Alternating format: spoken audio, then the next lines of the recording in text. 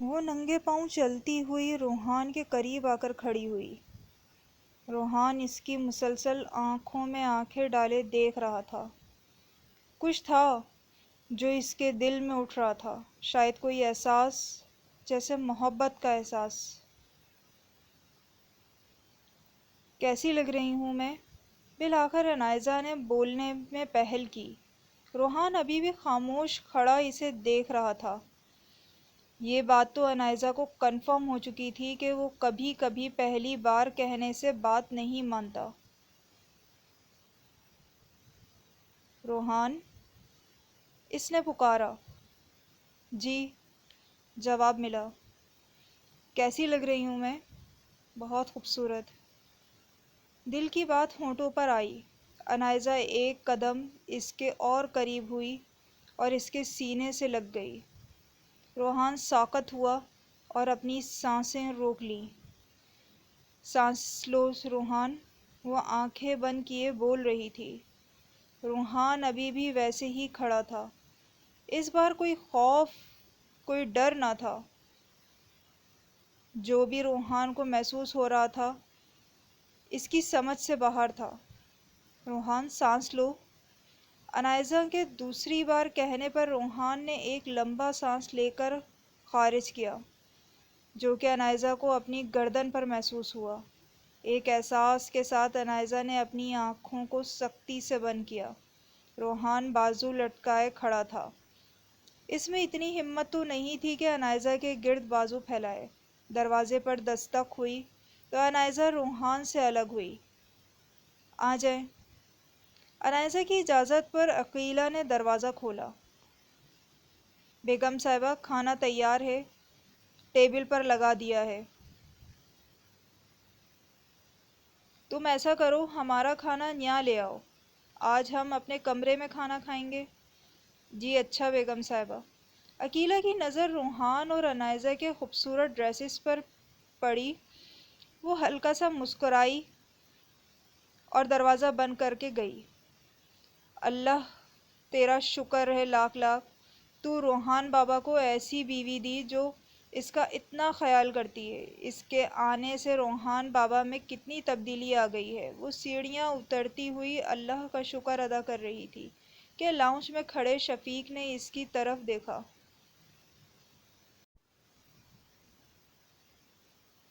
مجھ سے ہی کیا باتیں کیے جا رہی ہو عقیلہ؟ عقیلہ شفیق کے پاس آ کر کھڑی ہوئی۔ تمہیں پتہ ہے شفیق، ماشاءاللہ سے ہمارے روحان بابا ٹھیک ہو رہے ہیں۔ ہاں، میں نے بھی دیکھا ہے، آج لان میں عنائزہ بی بی کے ساتھ بیٹھے تھے۔ اللہ کا شکر ہے، اگر بڑی بیگم صاحبہ زندہ ہوتی تو کتنا خوش ہوتی۔ عقیلہ کی آنکھیں بھیگنے لگیں۔ کہے تو تم ٹھیک رہی ہو، اپنی زندگی میں وہ روحان بابا کا سکھ نہ دیکھ سکی، لیکن دیکھو عنائزہ بی بی سے روحان بابا کی شادی کا فیصلہ وہ اس دنیا سے جانے سے پہلے ہی کر گئی تھی، جیسے انہیں پتہ تھا کہ کچھ تو ہوگا عنائزہ بی بی میں جو وہ روحان بابا کو ایک عام انسان کی طرح بنانے میں مدد کریں گی۔ ہاں شفیق، صحیح کہہ رہے ہو تم، اور مجھے تو یاد ہی نہیں رہا، ان کے کمرے میں کھانا دینے جانا تھا۔ تم نے اتنی دیر سے مجھے باتوں میں لگایا ہوا ہے۔ ہاں ہاں، جلدی دے کر آؤ۔ شفیق کو بھی اپنی غلطی کا احساس ہوا۔ عقیلہ ٹیبل پر کھانا رکھے واپس آنے لگی۔ جب عنائزہ نے کچھ اسے اشارہ کیا، وہ آنکھوں کی زبان سے اچھا کہتی ہوئی باہر چلی گئی۔ 5 منٹ بعد وہ اور شفیق ایک بڑی سی LED اٹھائے کمرے میں داخل ہوئے۔ روحان نے پہلے ٹی وی نہیں دیکھا تھا، پھر عنائزہ کو عنائزہ نے اس کے ہاتھ پر ہاتھ رکھ کر تسلی دی اور آنکھوں سے کہا، میں ہوں نا۔ ٹی وی رکھنے کے بعد وہ دونوں چلے گئے اور عنائزہ نے روحان کو کھانا کھانے کا کہا۔ کچھ دیر تک تو وہ دونوں کھانے سے فارغ تھے۔ تو تمہیں یاد ہے نا، کل رات میں نے تمہیں کہا تھا تم میرے ساتھ رومانٹک مووی دیکھو گے؟ عنائزہ نے روحان کی طرف مسکراتے ہوئے دیکھ کر کہا۔ روحان اس کی آنکھوں میں دیکھتا رہا مگر خاموش رہا۔ ادھر آ کر بیٹھو۔ وہ بڑے صوفے پر بیٹھی جہاں سامنے ٹی وی تھا۔ روحان خاموشی سے اس کے ساتھ بیٹھ گیا۔ وہ ڈر رہا تھا مگر اس نے عنائزہ سے کچھ نہ کہا۔ عنائزہ نے انگلش مووی لگائی اور روحان کے کندھے پر سر رکھا۔ مووی کے سٹارٹ ہوتے ہی روحان نے کپ کپاتی پلکوں کی اور کو آنکھوں سے گرایا اور آنکھیں موندے بیٹھ گیا۔ کیونکہ عنائزہ کا سر روحان کے کندھے پر تھا اس لیے وہ دیکھ نہیں سکتی تھی کہ روحان آنکھیں موندے بیٹھا ہے۔ ڈر تو نہیں لگ رہا نا؟ 2 منٹ بعد عنائزہ نے پوچھا۔ نہیں، آنکھیں بند کیے ہوئے روحان نے نہایت آرام سے جواب دیا۔ 10 منٹ تک مووی چلتی رہی۔ اب اس میں پنچ سین آیا تھا۔ عنائزہ ہلکا سا مسکرائی اور روحان کا ہاتھ پکڑا۔ کیسا لگ رہا ہے؟ عنائزہ نے پوچھا۔ اچھا۔ اس کی آنکھیں ابھی تک بند تھیں۔ عنائزہ کو حیرانی ہوئی کہ پنچ سین پر روحان کا کوئی رد عمل کیوں نہیں، کیونکہ اسے تو ان باتوں کا پتہ ہی نہیں تھا۔ عنائزہ نے سر اٹھا کر اس کی طرف دیکھا۔ وہ حیرت سے اسے دیکھتی رہ گئی۔ روح اس نے پکارنے کے لیے لب کھولے، پھر ذہن میں کچھ آتے ہی خاموش ہو گئی۔ اگلے منٹ وہ روحان کی گود میں اس کی طرف رخ کیے بیٹھی تھی اور اس کے ہونٹ روحان کی آنکھوں پر تھے۔ اچانک اس کے لمس سے روحان گڑبڑا گیا۔ جیسے ہی عنائزہ نے ہونٹ اس کی آنکھوں سے اٹھائے وہ آنکھیں کھولے عنائزہ کو دیکھنے لگا۔ یہ تمہاری سزا ہے جو تمہیں مجھ سے جھوٹ بولنے پر مل رہی ہے۔ یہ کہنے کے بعد اس نے روحان کی نرم رخسار کو چوم لیا۔ روحان نے عنائزہ کو کندھوں سے پکڑ کر دور کیا اور پریشان سا اس کی آنکھوں میں دیکھنے لگا۔ کیا ہوا؟ کچھ نہیں، وہ معصوم سا عنائزہ کو اس وقت بہت خوبصورت اور پرکشش لگ رہا تھا۔ عنائزہ اس پر جھکی اور 2 سیکنڈ کے لیے ہونٹوں کو اس کے ہونٹ سے ملایا اور پیچھے ہوئی۔ آؤ سو جائیں۔ وہ اٹھ کر کھڑی ہوئی اور روحان خاموشی سے اٹھ کر بیڈ کی طرف چل دیا۔ عنائزہ نے ٹی وی بند کیا اور نائٹ ڈریس کے لیے واش روم میں چلی گئی۔ چینج کر کر وہ اپنی جگہ پر آ کر لیٹ گئی۔ آج کے لیے معافی ہے لیکن اگلی بار تمہیں مووی دیکھنی ہوگی۔ روحان خاموش رہا اور فوراً سے کمفرٹ اوڑھ لیا، اس ڈر سے کہ کہیں عنائزہ پھر سے اس کے قریب نہ آ جائے۔ اس کی حرکت پر عنائزہ مسکرائی اور لائٹ آف کی۔ کچھ دیر تک روحان سو چکا تھا۔ اس کی لمبی لمبی سانسوں کی آواز عنائزہ کی سماعت میں پڑ رہی تھی۔ عنائزہ کو ابھی تک نیند نہیں آ رہی تھی۔ اس کے ذہن میں ڈائری کا خیال آیا تو اس نے تکیے تلے سے ڈائری نکالی۔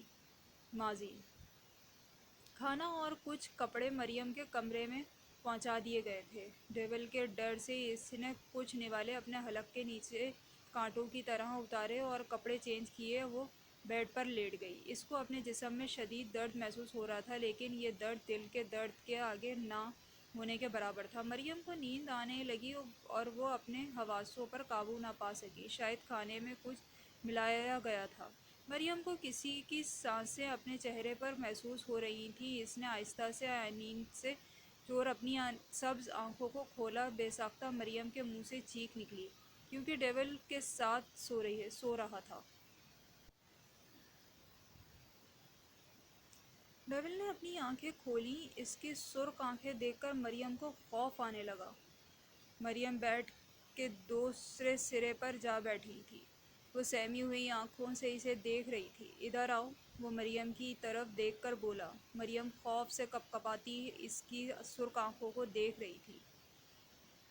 میری، اس نے پھر سے پکارا، لیکن مریم ابھی بھی وہیں بیٹھی تھی۔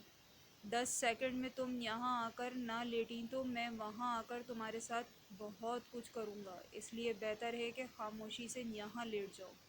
مریم کو یہ تو معلوم تھا وہ دھمکی نہیں لگاتا۔ آنکھوں سے آنسو گرتی، دل پر پتھر رکھتی، وہ آہستہ سے اس کے پاس آ کر لیٹ گئی۔ جیسے ہی مریم لیٹی ڈیول اس پر حاوی ہوا۔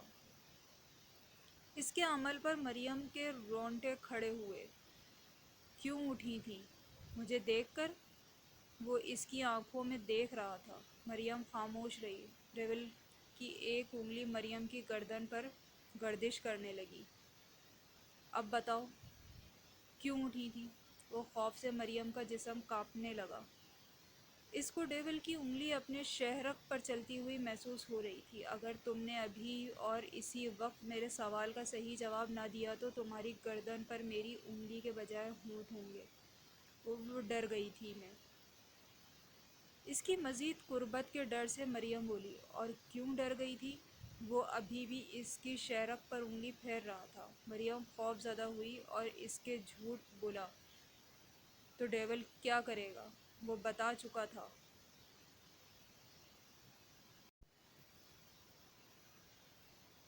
بولو، آپ کو دیکھ کر۔ بالآخر مریم نے سچ بولا۔ مجھے دیکھ کر تمہیں ڈر لگتا ہے؟ ڈیول نے اپنی گردن موڑ کر کہا۔ مریم اس کے اس انداز سے اور خوف زدہ ہونے لگی۔ مجھے نیند آ رہی ہے، مریم نے جھوٹ کہا۔ تو سو جاؤ، میں یہیں ہوں۔ وہ اس پر حاوی تھا۔ مریم سکون سے سانس بھی نہیں لے پا رہی تھی۔ نہیں آپ بستر پر۔ وہ خاموش ہوئی۔ کوئی بات نہیں، ابھی سے عادت ڈال لو، شادی کے بعد تو اس کے علاوہ بھی بہت کچھ کرنا ہے۔ ڈیول نے مریم کے سنہری بالوں کو اس کے کان پیچھے ڈھکیلا۔ مریم نے اپنے خشک ہونٹوں سے زبان پھیری۔ وہ کیسے ایک نامحرم کی اس قدر قربت کو سہہ سکتی تھی، وہ ہی جانتی تھی۔ ڈیول نے جیسے ہی اپنے ہونٹ مریم کی گردن کے قریب کیے، وہ تیزی سے بولی، ایسا مت کریں، میں نکاح میں ہوں، یہ غلط ہے۔ نکاح کا سن کر ڈیول کی آنکھوں میں وحشت اترنے لگی۔ اس نے اپنا چہرہ مریم کے مقابل کیا۔ اس کا مطلب جلد ہی تمہیں اس برائے نام رشتے سے آزاد کرنا ہوگا۔ وہ مریم کی آنکھوں میں آنکھیں گاڑے کر بولا۔ کیا مطلب؟ مریم گھبرائی۔ مطلب یہ کہ میرے راستے کا کانٹے کو اب جلد ہی ہٹانا ہوگا۔ اگر مجھے تم نکاح جو کرنا ہے اور مجھے صبر تھوڑا کم ہی ہے۔ ڈیول کی بات پر مریم کے سر پر آسمان گرا۔ یہ آپ کیا کہہ رہے ہیں؟ وہی جو حقیقت ہے۔ نہیں، آپ میرے ساتھ ایسا نہیں کر سکتے۔ اس کی آنکھوں سے آنسو بہنے لگے۔ اب تک جو کیا ہے تمہیں پانے کے لیے تو کیا؟ وہ شیطانی انداز میں ہلکا سا مسکرایا۔ پلیز ایسا مت کریں، وہ گڑ گڑانے لگی۔ ڈیول نے مریم کی گردن کے پاس منہ کر کے ایک لمبا سا سانس کھینچا، جیسے اس کے جسم کی خوشبو کو اندر تک اتارا ہو۔ اس کے اس عمل پر مریم نے اذیت سے اپنی آنکھیں بند کر لیں۔ وہ پیچھے ہوا اور کھڑا ہو گیا۔ صرف تمہارے لیے میری، ورنہ ارادہ تو میرا کچھ اور تھا۔ اس سے آنکھ مارتا ہوا کمرے سے باہر نکل گیا۔ مریم نے اٹھ کر دروازہ لاک کیا اور دروازے کے ساتھ لگی رہی بیٹھ کر سسکیاں۔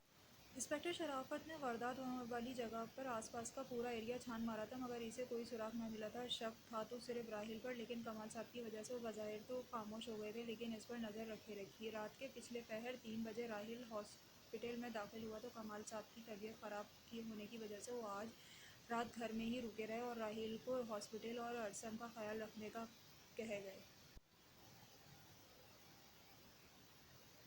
انسپکٹر شرافت کا آدمی جو سول کپڑوں میں راحیل پر نظر رکھنے کے لیے بھیجا گیا تھا، راحیل ہاسپٹل سے کب نکلا یہ اسے معلوم نہ ہوا، لیکن اسے ہاسپٹل آتا دیکھ کر اس نے فوراً شرافت خان کو کال ملائی۔ ہاں اکرم بولو، انسپکٹر شرافت نے کہا۔ سر، راحیل اس وقت کہیں سے آ رہا ہے۔ کیا مطلب کہیں سے آ رہا ہے؟ جب وہ گیا تھا تب تم کہاں تھے؟ شرافت خان کو غصہ آیا۔ وہ سر جی، مجھے بھوک لگ رہی تھی، سوچا باہر سے کچھ لے آؤں تو پتہ ہی نہیں چلا وہ کب نکل گیا۔ شرافت خان نے اپنے غصے کو ضبط کیا۔ اکرم، اگلی بار ایسا نہیں ہونا چاہیے، سمجھ آئی تمہیں؟ وہ غصے سے غرائے۔ جی جی سر، ایسا نہیں ہوگا۔ اکرم کو اپنی غلطی کا احساس ہوا۔ کل کی رات اس پہ نظر رکھنا، اگر وہ کہیں جائے تو اس کا پیچھا کرنا اور دیکھنا وہ کہاں جاتا ہے۔ جی سر، جو آپ کا حکم۔ شرافت خان نے کال بند کی اور راحیل کے بارے میں سوچنے لگا۔ کیونکہ مریم غائب تھی، جس وجہ سے شرافت خان کو شک ہوا تھا کہ راحیل نے جو کیا ہے مریم کو حاصل کرنے کے لیے کیا ہے۔ اب انہیں راحیل کے اگلے قدم کا انتظار تھا۔